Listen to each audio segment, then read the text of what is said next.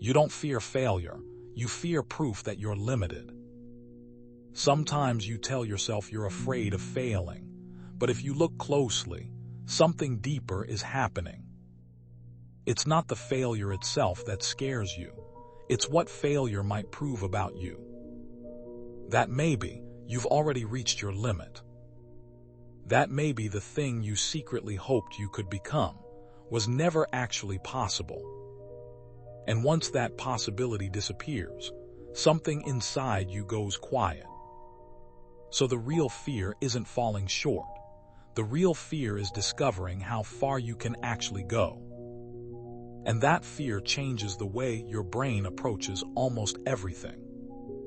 You see it in small moments, moments that look ordinary on the surface. You delay starting the project you care about. You wait a little longer before sending the application. You keep researching, planning, adjusting. It looks like procrastination, but underneath it, something more delicate is happening. As long as you don't fully try, the question remains open. Maybe you could succeed. Maybe you're capable of more than you know. The possibility stays alive. But the moment you try seriously, the moment you give your real effort, the result starts to feel like a verdict. If it works, you move forward, but if it doesn't, it starts to feel like proof. Proof that the ceiling is lower than you hoped. So your brain quietly protects you by keeping the experiment unfinished. Because an unfinished experiment can still contain hope. But here's the part most people misunderstand. This pattern doesn't exist because you're lazy. It doesn't exist because you lack discipline. It exists because your brain is designed to protect identity. Psychologically, humans are extremely sensitive to information about their limitations. Your brain doesn't just track success and failure. It tracks what those outcomes mean about who you are. So when an action feels like it might reveal something painful about your abilities, your brain becomes cautious.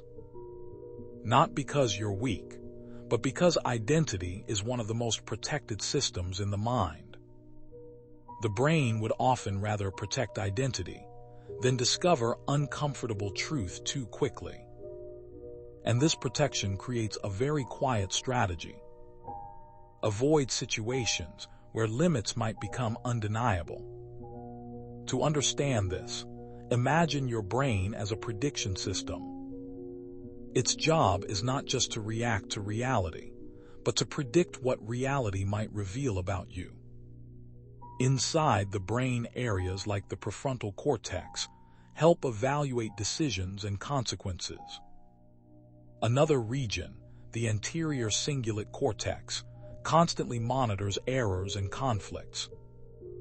Together, these systems act like an internal evaluator. When you consider taking a risk, your brain doesn't only calculate external outcomes. It also calculates internal meaning. What will this say about me if I fail? If the brain predicts that failure will strongly threaten identity, it triggers avoidance behaviors. Not dramatic fear, just subtle hesitation. This is connected to something psychologists call self-verification theory. Your brain prefers information that confirms what you already believe about yourself, even if those beliefs are limiting, because certainty feels safer than identity disruption. Think of it like a thermostat. Your mind has a set temperature for what it believes you're capable of. When your actions threaten to prove you're less capable, the system tries to prevent the test from happening at all. And that's why hesitation often appears right before meaningful effort. Because meaningful effort makes the result harder to dismiss. Understanding this pattern gives you a different way to work with your brain, not by forcing confidence, but by changing how the brain interprets effort. Here are 4 principles that help.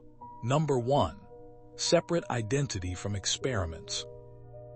Instead of seeing actions as reflections of your ability, treat them as experiments.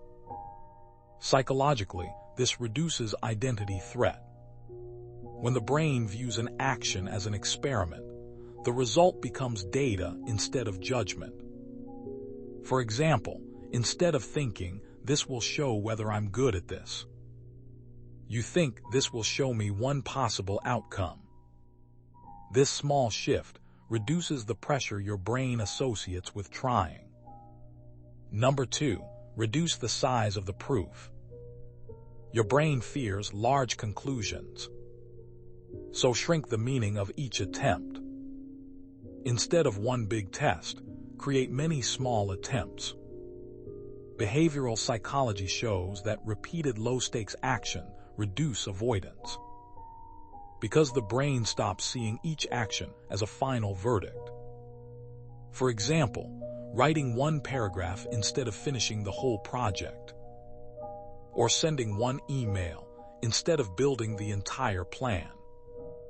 Each attempt becomes a small data point, not a final judgment.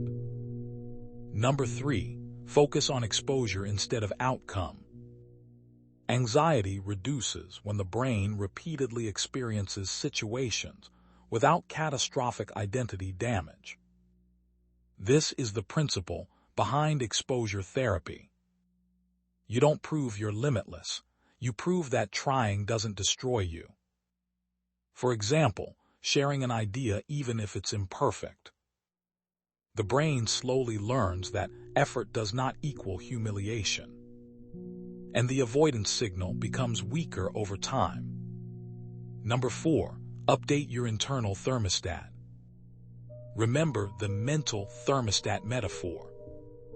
Your brain slowly updates its expectations based on repeated evidence.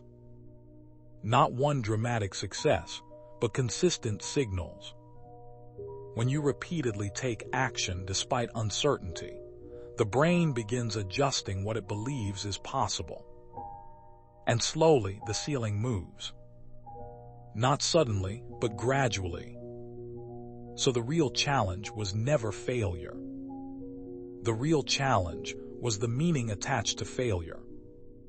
Your brain feared a single moment that might close the door on possibility. But possibility was never held inside one attempt. It was always created through repetition, through experiments, through exposure, through gradual adjustment, like a thermostat slowly recalibrating. And maybe that's the quiet truth most people miss. Limits rarely appear in a single moment of failure. They appear when we stop experimenting, when curiosity disappears. So the real freedom isn't proving you have no limits. It's allowing yourself to keep discovering where they actually are. Because most of the time, the ceiling you feared was never the real one. And the only way the mind learns that is by slowly raising the temperature, one experiment at a time.